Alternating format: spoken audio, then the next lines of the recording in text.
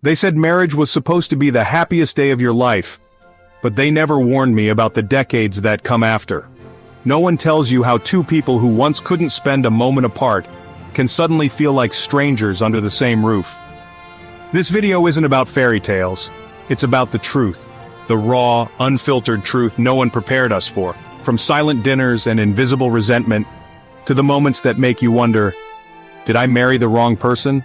We're diving deep into the marriage lessons no one ever taught us. Watch until the end because the hardest parts of marriage are also the ones that can save it, if you recognize them in time. This is the advice most couples only learn after it's too late. 1. The wedding is a day, marriage is a lifetime.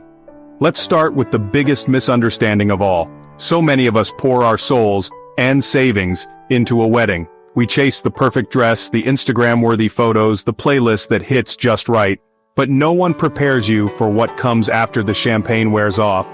No one tells you that the real test of love happens in the mundane, the laundry, the bills, the moments of silence when you have nothing exciting to say.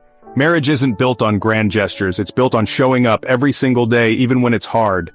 Truth, the wedding is a celebration. The marriage, it's a marathon. And most of us start sprinting with no idea what endurance really means. Here's something they never say out loud. You can be lying in bed next to someone who loves you, and still feel completely invisible. It happens slowly. You stop sharing the little details. You skip over the stories you once couldn't wait to tell. You assume your partner wouldn't understand, or worse, wouldn't care. Suddenly the house is full of silence, not the peaceful kind, the kind that makes you ache. Marriage regret often starts here, not with cheating, not with fights, but with emotional distance. And the scariest part? Sometimes you don't even notice it until it feels permanent.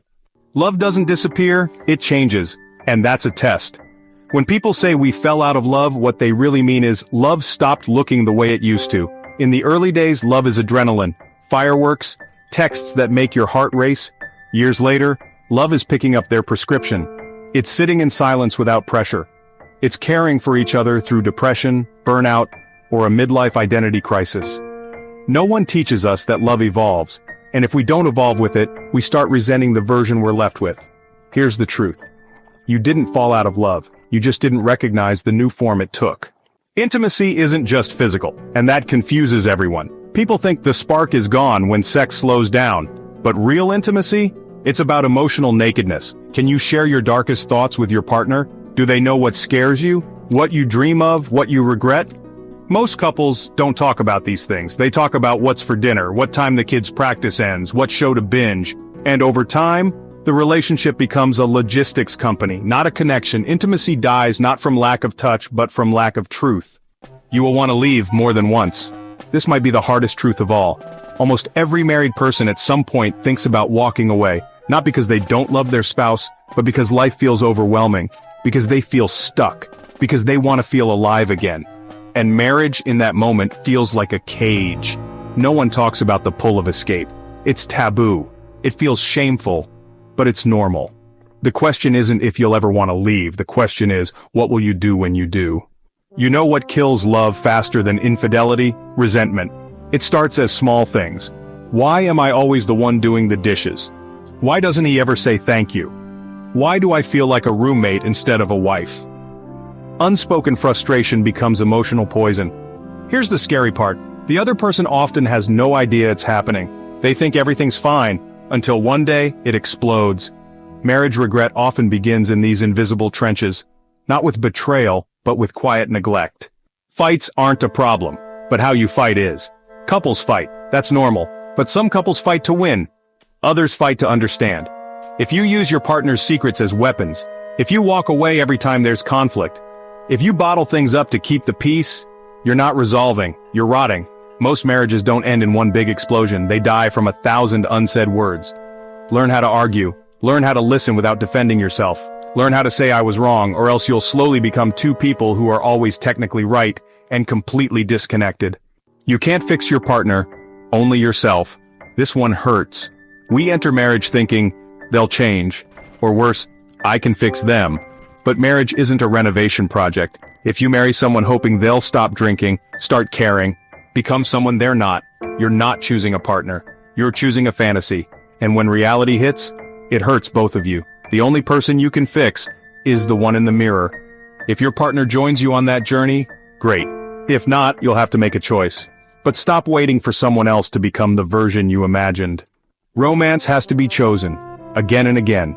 You don't find romance, you create it, even after 10 years, even after the spark fades, even after life gets busy, stressful, or boring. The couples who last, they schedule date nights even when they're tired. They kiss hello and goodbye. They say I love you without needing a reason. Romance isn't spontaneous, it's intentional. And if you don't choose it, life will choose routine for you. And routine, unchecked, turns love into obligation. 10. Some marriages end, and that doesn't mean you failed. Here's the truth no one likes to say. Some marriages should end. Sometimes growth takes you in different directions. Sometimes forgiveness isn't enough. Sometimes staying would mean losing yourself entirely.